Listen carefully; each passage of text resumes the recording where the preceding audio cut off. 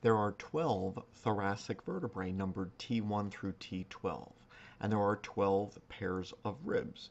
Each thoracic vertebra bears a pair of ribs.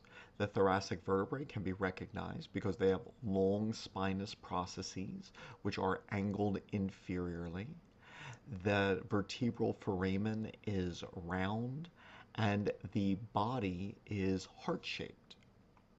When seen from a lateral angle, one can observe the long spinous process, which angles inferiorly, and also the prominent superior and inferior articular processes, which allow each vertebra to articulate with the neighboring vertebra.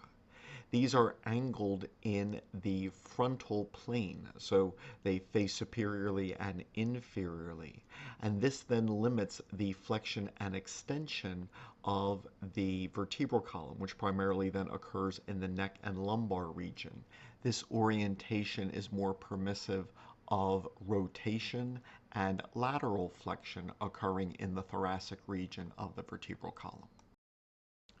Ribs possess a head, a neck, and a tubercle before forming the shaft.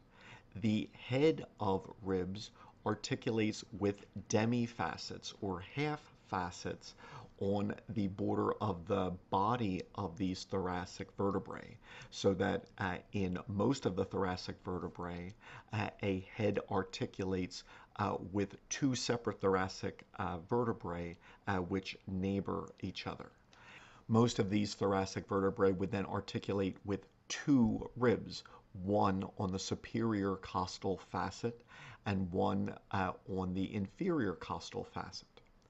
The tubercle of the rib articulates with the facet on the transverse process known as the transverse costal facet.